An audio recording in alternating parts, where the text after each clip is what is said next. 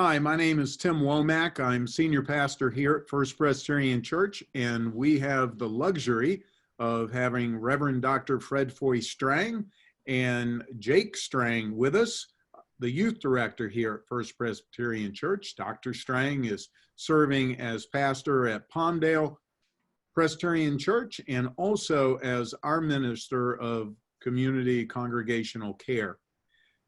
I've been here some 20 years now, and when I first got here, the Strang family joined me because we had really no one else on staff, and they joined to help our staff and just did a great yeoman's job of helping us at the very beginning, at least of my tenure.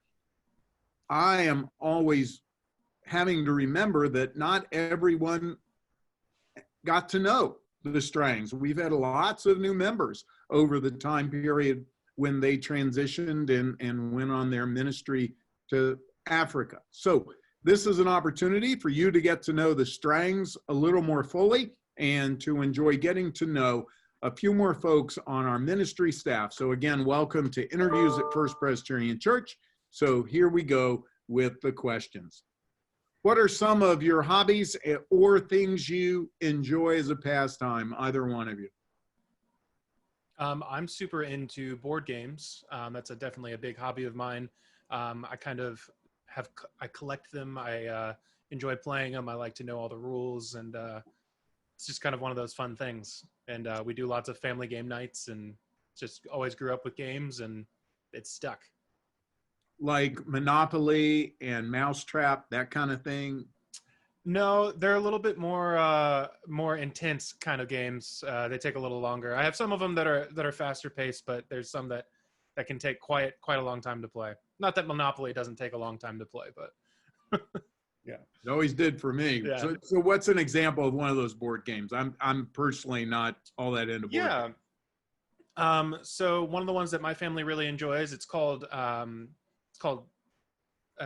Wingspan, and what you do is you basically are collecting these birds, and you're trying to build this bird like rookery. Basically, you're trying to like have all of these birds in this rookery, and you're trying to build an engine out of these birds. So like some birds help you draw more birds, or some birds let you lay eggs on birds, or you can help use them to gather food, and you just get points based on different things that go throughout the game.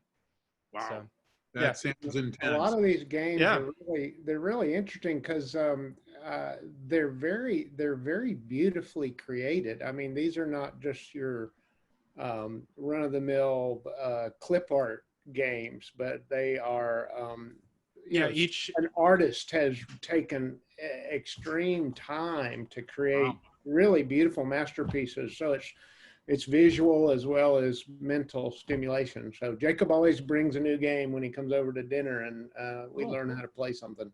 Yeah, well, that bird game, it must be pretty intense. I imagine the rules are pretty significant, pretty easy to run afoul in that game. Anyway, Fred Foy, what about you? Oh, I like anything outdoors.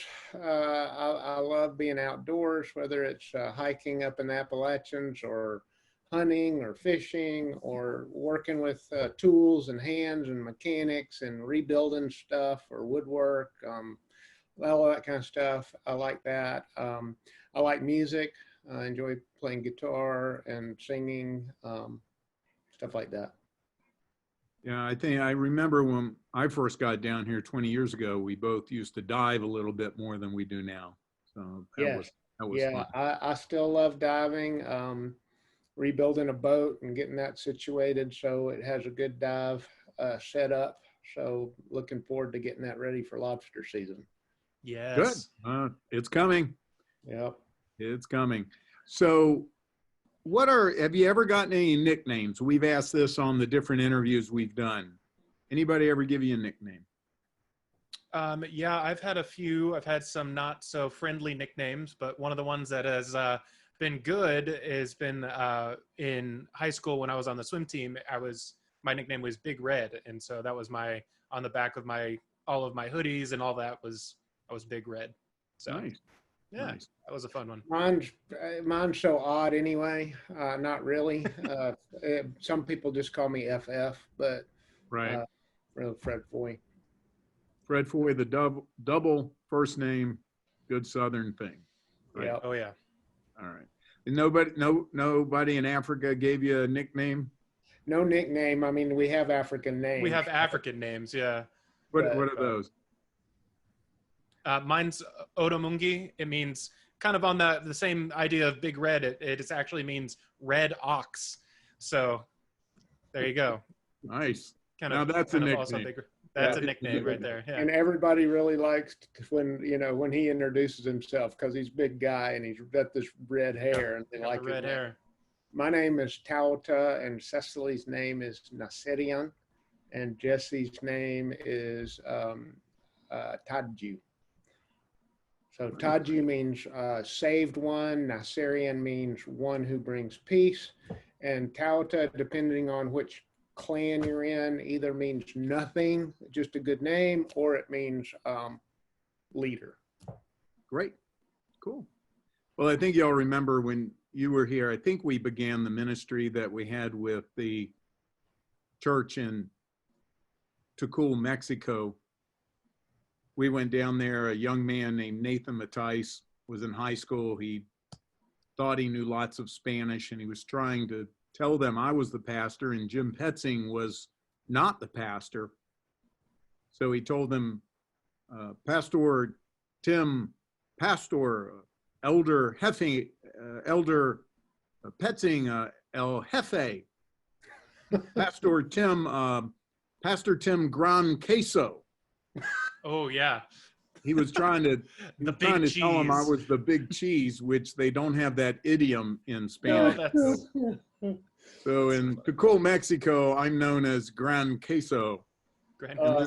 Then they all laugh. Of So course. That's so funny. That was a great one. Tell me about maybe your first church memory.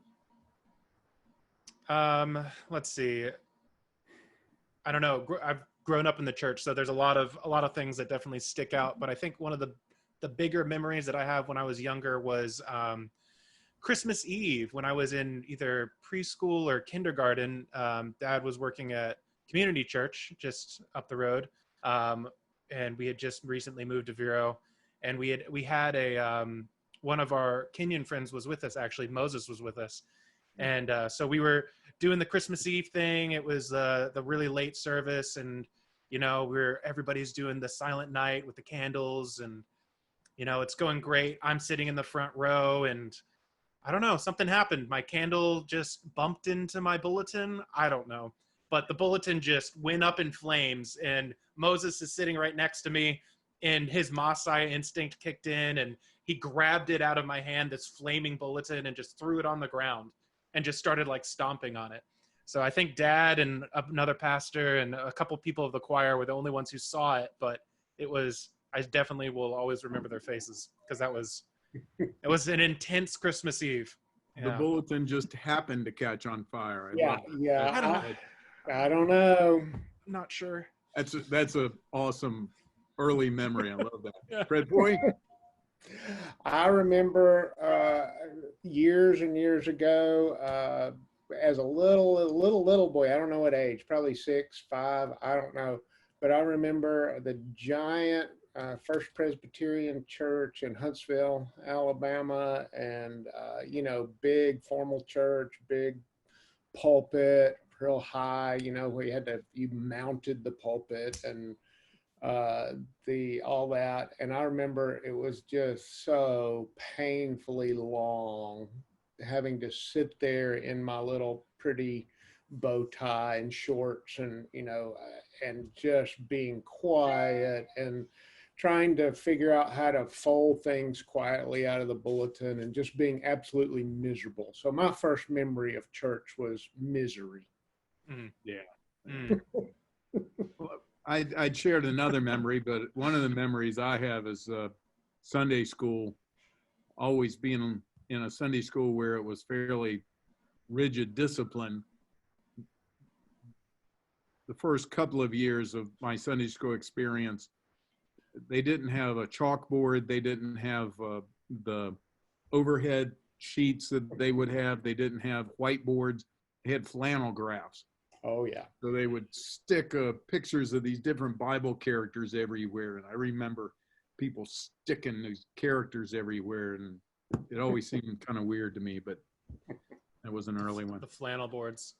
Oh, Flannel yeah. boards, you gotta. We still use it. We have all the old flannel boards from all the old Presbyterian churches that have been given to us, and we take them to Africa, and they are very, very still well used. Good. Are they popular? They enjoy them? Oh yeah, they're incredibly popular because they don't have any of that stuff. So this is new technology to many village people, and it's a lot of fun. Colors and shapes. Yeah, I just remember my teacher, if we got late and she was running late, there'd be Jesus, or she'd tell the parable of the 10 lepers. And so there are 10 lepers, she'd slap them on the flannel graph, and then here's Jesus, and slap him on the flannel graph, and make the point, and off we'd go. So those things were great.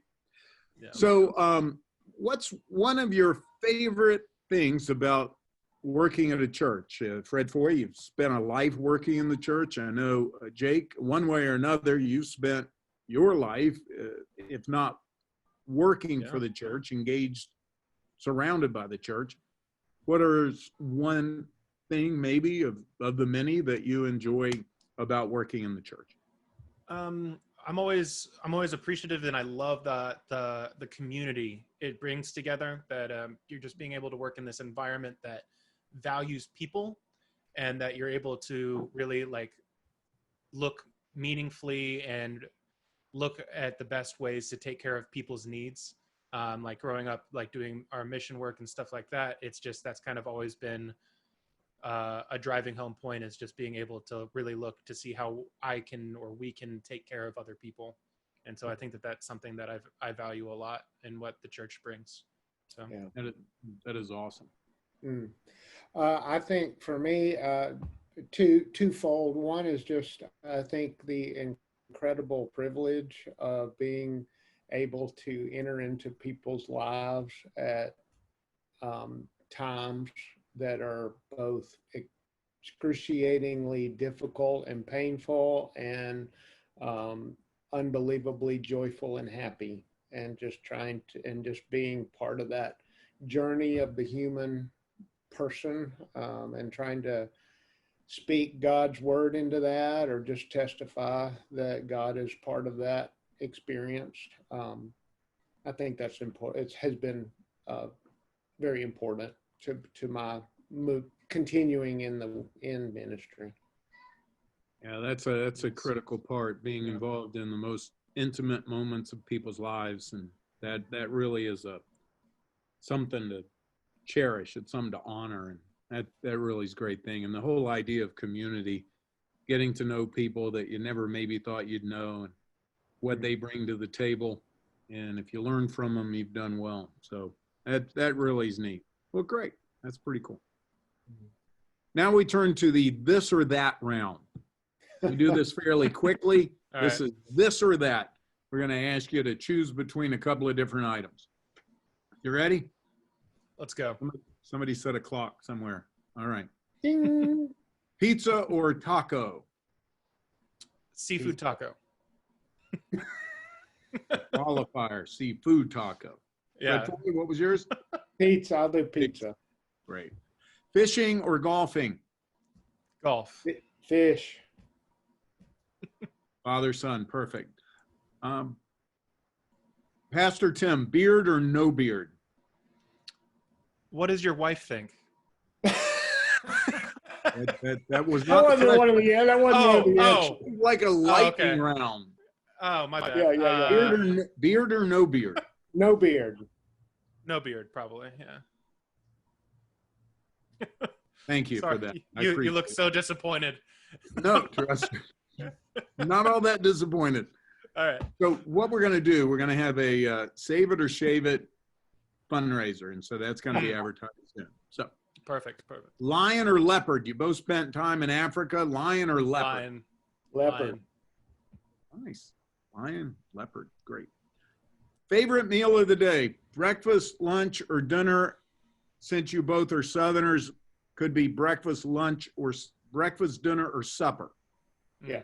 Yeah. So we call it supper normally. Dinners Supper, are dinner. on Sunday. Yeah, dinner's on Sunday or at a nice restaurant. I like breakfast. I'm a huge breakfast fan too. I'd eat breakfast in any of those 3 slots. Absolutely. Great, great. Harry Potter or Lord of the Rings? Lord of the Rings. Lord of the Rings. Great. Poor Harry, getting left out. Not that I don't like it. It's just between the 2. I got to choose Lord of the Rings. Ron and Hermione are weeping somewhere because of that right there. Roasted peanuts or boiled peanuts? The correct pronunciation is bald, Boiled. and I prefer bald peanuts. I actually prefer roasted, but I do enjoy a good bald peanut. Oh But man, the drip, there's nothing like a like, bald peanut. The drips all down everywhere.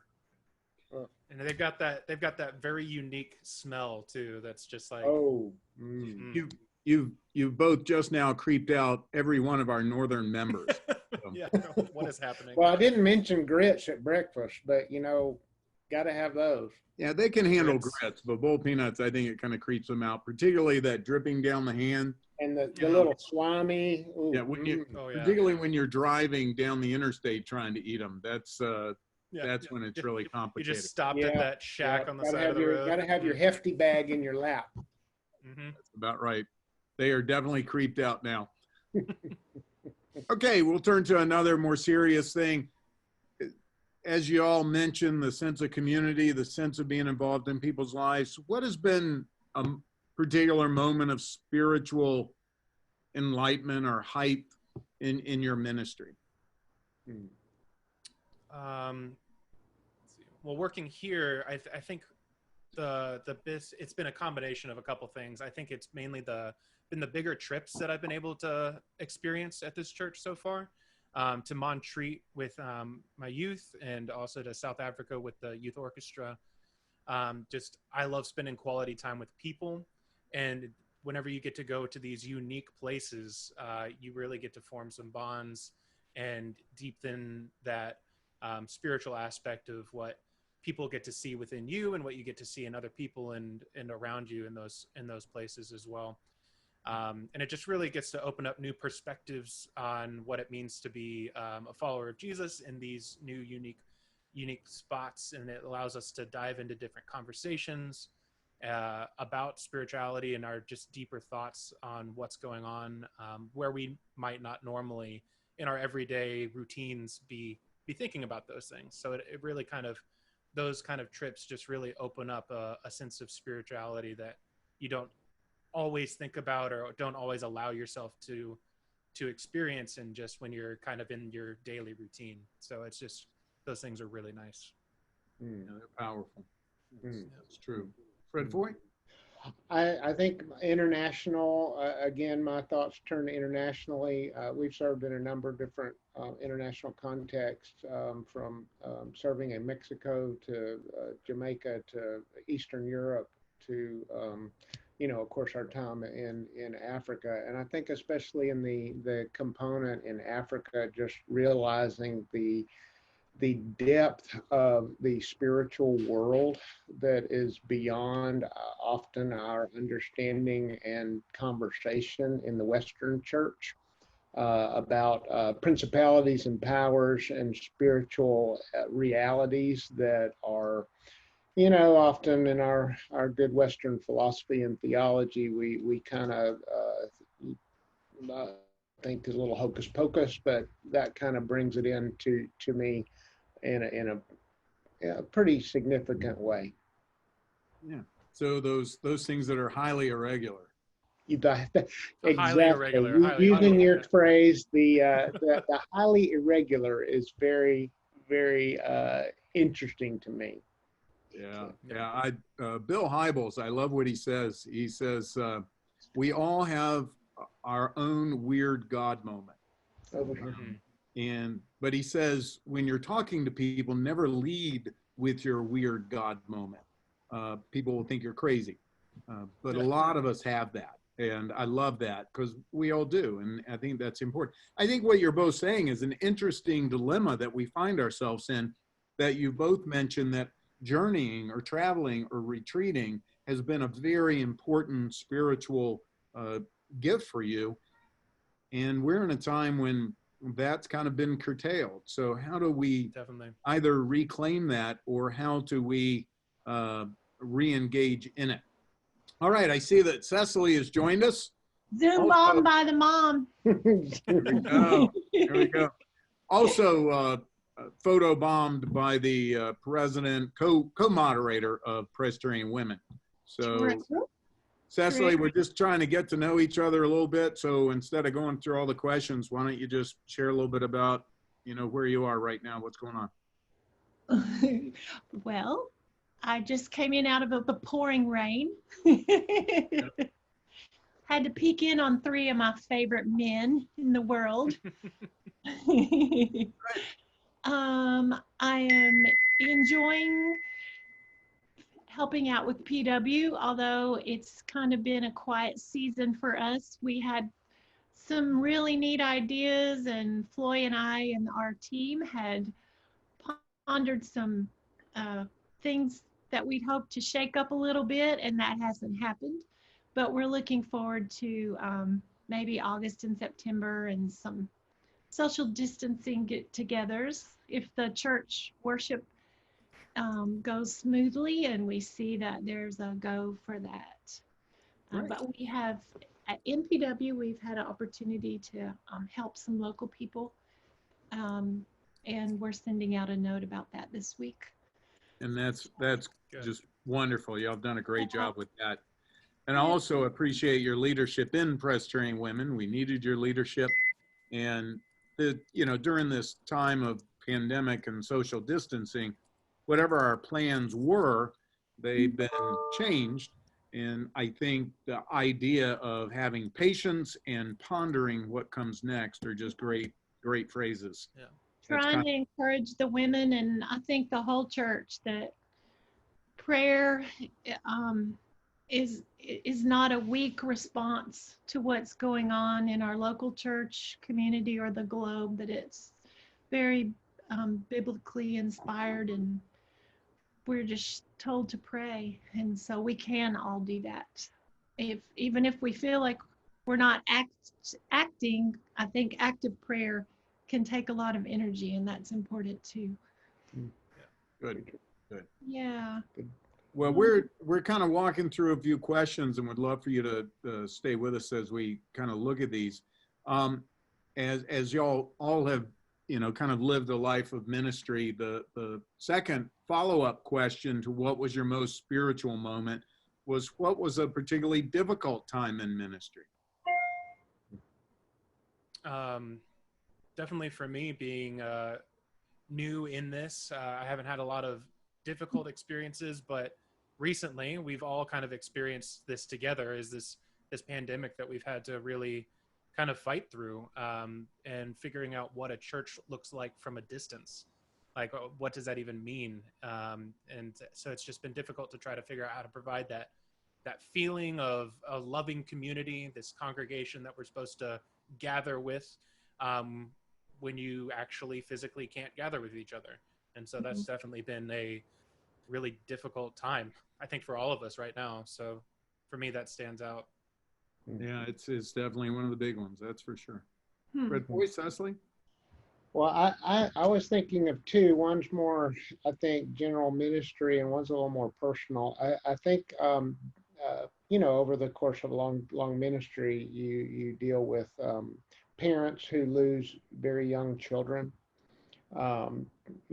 teenagers down to infants, and those are just gut-wrenching experiences that you can't keep at a distance. It really gets to you. So those are really hard to come back. And then I think the other thing that, from a personal standpoint, I think after our first missionary term of service, we came back to the U.S. and I really got depressed.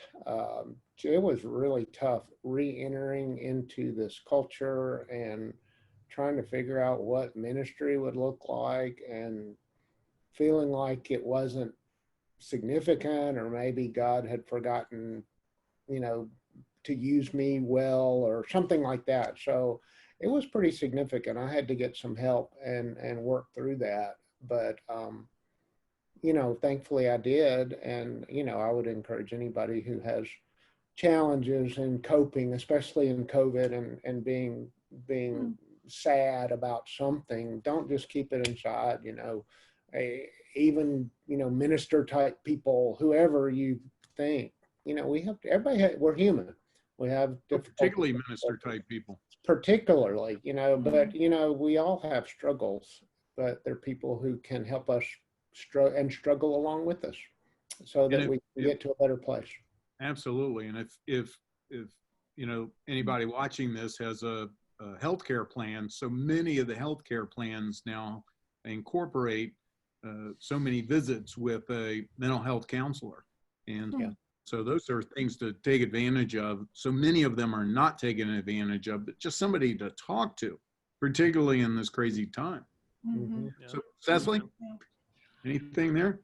I was thinking kind of similar to Fred Foy of just, I think, learning how to deal with plans that don't pan out. And when you have big goals or small goals and they're just not going to happen, to not focus on them as a failure, but to look at them as what can we learn about them, an opportunity to what's the new opportunity that's come from this. And I think I believe God has a perfect plan. And just because we've made a plan and are faithful in it, if it doesn't come out, it doesn't mean that it's a failure on our part. I think all plans are affected by many people, not just ourselves. And maybe if someone else hasn't quite accomplished their plan, then whatever plan you are called to can't come to fruition either. And I think life is full of a lot of waiting and trying to figure out how you feel that waiting, so that it's a positive experience and doesn't get you down. Yeah. I mean, there's no doubt. I think one of the things that I had to share is just having been at a particular church for 20 years, the loss of dear friends doesn't get easier. It gets more difficult. So I totally would concur with some of that. And some of the best laid plans are not apparently what God intends. And so we have and to. who would ever imagine that your husband and your child and then his family and your other son are all in the same community at this stage of life? I mean, that would have never been in the plan. Yeah, but what a joy and honor it is for us to be here and back to First Pres as well with that family. It's amazing. And that really is amazing. I mean, that I've always looked at God blessing us despite ourselves. And that's happened so many times, from the time I first met Fred Foy over at Entities. Yeah. God just says, okay, we're going in a different direction here. So just to confirm, that time of deep sadness, Fred Foy, that wasn't when you worked with me, right? That's true. I want to make that perfectly clear. Yes, that's a result of working with me. Okay, all right, that's good. Correct. Pre-Tim. That was that was PT, pre-Tim. Just getting nervous there. All right, great. All right, so we're going to fly through a couple of other good questions. Y'all have served in all these amazing places. I'll just pick on Africa because I know Jake was there with you. Least favorite food in Africa? What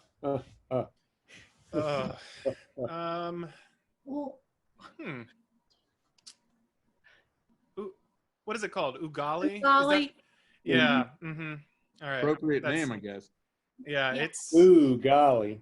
Ugali. It's a tasteless cornmeal water. Cornmeal water mixture. Yeah. Mhm. It's just to fill it. They use it to feel full, and which is good, but it just doesn't have any flavor, and it's just such a grainy. It's not good. Yeah. Not good Yep. That's good answer. for me at least. Yeah. Any other one? Often served with goat. Often served with goat. That would be goat number is- 2 on my list.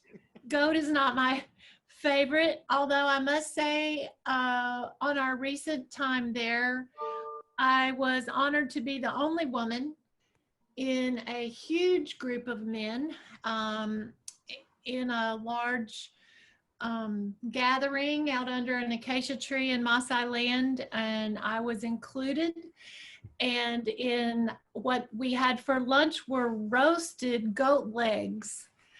And they had the 4 legs, and each head of the group got a leg, and you gathered around your group, and he just cut off a piece of meat with his knife and handed it to you.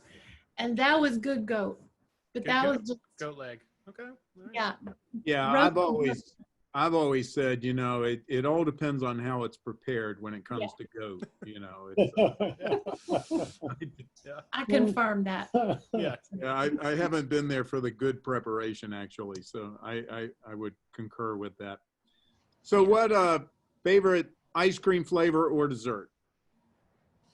I'm a pie man. If it's any kind of pie, I'm on it. Pie But I man. like, of course, key lime pie, but southern apple, any kind of fruit pie. I'm on a pie. Yeah. It's got, and the crust has to be good. So, I'll tell a quick story. I don't remember back in my first jaunt with you, Tim. I think dear Dottie Baird, bless her heart, came up to me one Sunday right before church and said, "Hey, the PW pecans aren't selling. We got to have an invitation, an announcement." So I said, "Okay, I'll make an announcement." And I laid down the gauntlet and I said, "My sister-in-law makes the best pecan pie in the world. If anybody would like me to give a test and see how it compares, just let me know." And that week we got a score of pecan pies coming in, and they sold a lot of pecans. But anyway, I love pie. It was All a right, let me write- happy week in the Strang house. Let me write down that announcement. I love that. It was Very effective. good. It was effective. It was very effective. Cecily? Well, my favorite ice cream, I suppose, is shout out to Ben and Jerry's Cherry Garcia.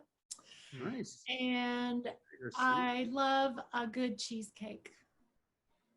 And I Good might cheesecake. just say I do make a good cheesecake. Yes. All right. You make one of the best cheesecakes. Yeah. I actually made 13 cheesecakes for Jacob and Shelley's wedding.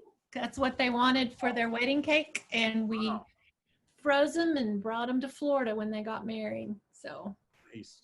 yeah. That's fantastic. Yeah, I think favorite dessert has to go to to my mom's carrot cake.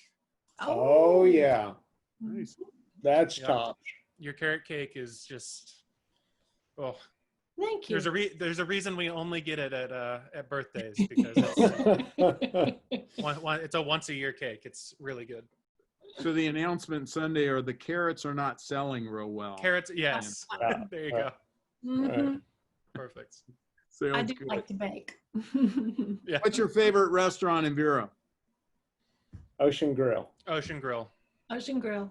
That's a great one.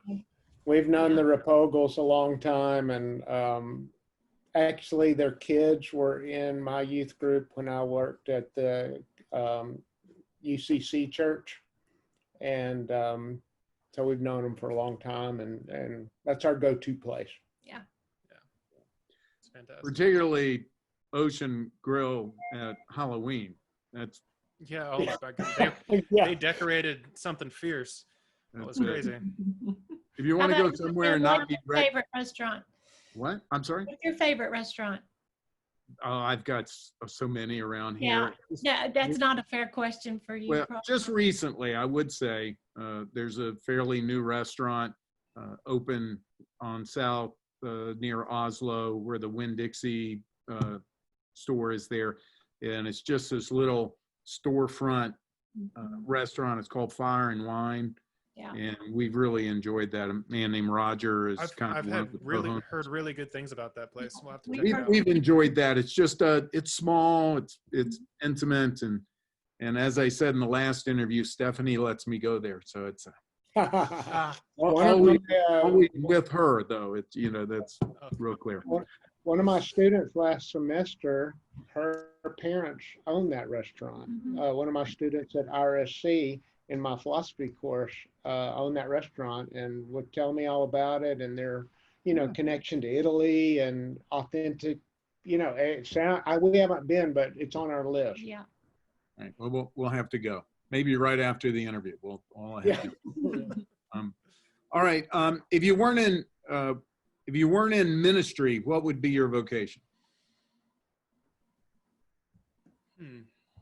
I'd be either in agriculture, farming, tropical fruit, citrus, something like that, with maybe a side gig in scuba instruction or something like that. Nice. Pretty cool. That's good. I'd probably go back to doing my photography, videography production company. I really enjoyed that and thought that was quite a fun, ever-changing vocation to be a part of, with all the new technology that's always coming out. It's a very, very cool thing. Yeah.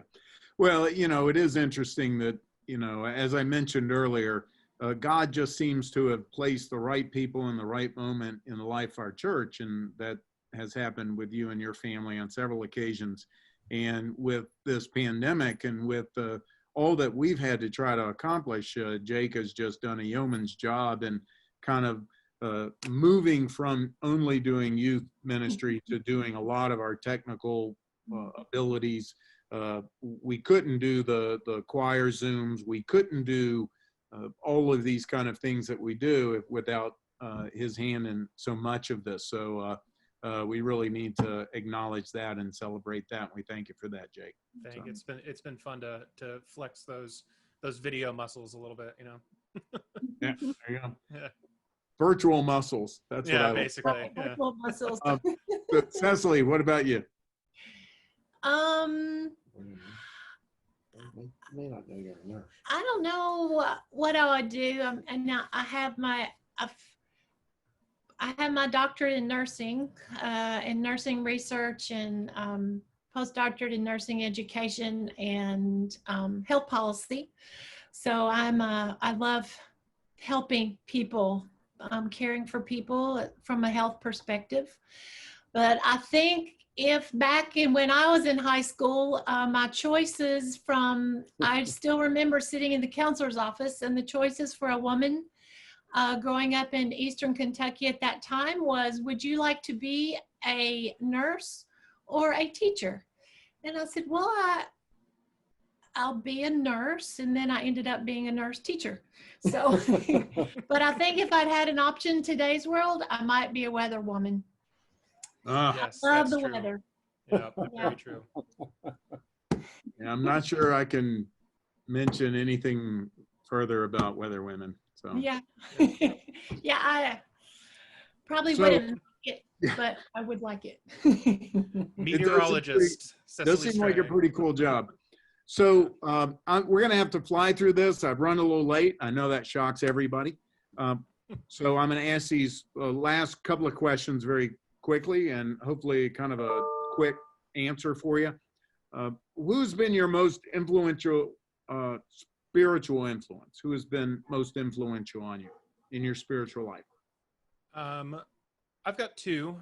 So one is there's a musical band, a musical group that I really like called Shane and Shane, and I resonate a lot with music in worship and spirituality. So they would definitely be one of the bigger influences for me. And then the other one would be my dad sitting there. He's definitely been somebody that a positive influence spiritually for me, not only spiritually, but just as a human being. Just one of those things. So very good. Those would be mine. Right for you, Cecily?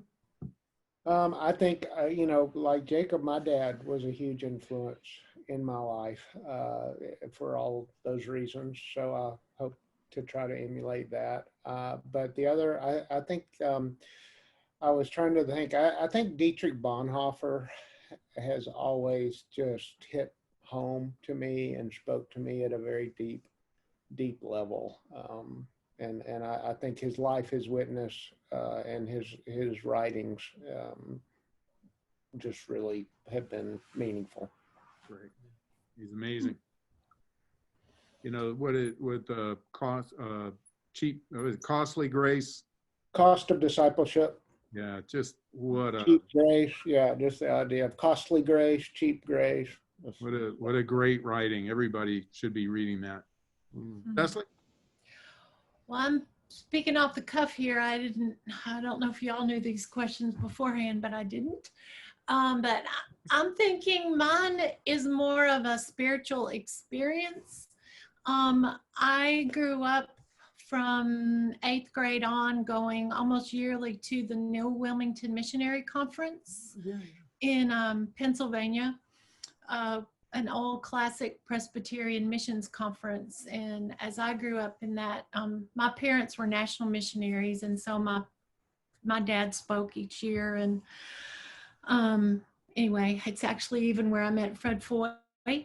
But just being within that, I would say, that cloud of witnesses of those missionaries from all around the globe, and then pastors, and then youth coming there to seek if there was a God, who God was, if they wanted to grow in their faith, was just this huge exemplar to me of, and God spoke to me at that place and called me to give my life to work in ministry, and probably, I thought, missions one day. So great. Well, for not knowing the question, that was quite the answer. So. Okay, our final question as we move through this, and again, very kind of quickly. What's your favorite Bible verse or Bible story? And it can't be "He wept." It's, oh, man. what's my Bible verse? Mine's Galatians 2:20, I think. I've been crucified with Christ. It's no longer I who live, but Christ who lives in me. In the life I now live in the flesh, I live by faith in the Son of God who loved me and gave himself for me. nice. Mine's just the entirety of like 1 Corinthians 12, I would say, the spiritual gifts and the acknowledging of everyone being individually unique, but also everybody being importantly required as the body of Christ. So like that idea of we've all been given uniqueness, but every single one of us has such a key role and importance, regardless of what makes us unique, that we have to work together. And I think that's one of my favorites. Yeah, and maybe particularly important here today. That's, so. you know, we're all individuals with gifts, yet we're knitted together as one body. It's great. Yeah. Cecily? I think mine would be the one I shared in the PW note, from the profile of Ephesians 2:8, just God's abundant grace to us, and just what an undeserved blessing his grace is to us, and that covers us and allows us to be here and speak his name. Nice. Well, I put mine on the front of the bulletin cover. You know, 1 Corinthians 2:2, that, you know, where Paul's basically saying, you know, I'm not eloquent. I didn't come as the greatest preacher. I didn't come as all of this, which I always like to, you know, kind of emulate that reality. At the end of that passage, he says, I preach nothing save Christ and him crucified, and which implies the resurrection and all of that. But I love that. I love that passage. I got to be careful. It kind of can let me off the hook once in a while, you know. Yes. And go to Ephesians 2:8. Yeah, then just flip over to Ephesians. That's right. That's right. There's so many great passages, and you know, with the one Sunday, I took every bit of discipline I had not to talk about you know, the mentioning of the first vehicle in the Bible where all the disciples were in one accord. Ooh, we're so close. Anyway, thank y'all for taking the time to just let people get to know you a little better. Because again, Cecily, I began this interview by saying that I've been here 20 years. Y'all joined me in ministry almost from day one. And then when y'all came back, it's hard for me to imagine that some of our members who have joined in between don't know who you are. So it's important that we let them know who you are. So thank you for taking this time. Thank you. Hey, Thanks for letting me join you, Been three fun. men. Been fun. All right. All right. Well, God bless, and thanks so much. And thanks for everything you're doing here at First Presbyterian Church. It means a great, great deal. Thank you, Tim. Thank you, Tim. All right. All right. God bless. Bye. Bye-bye. Bye-bye.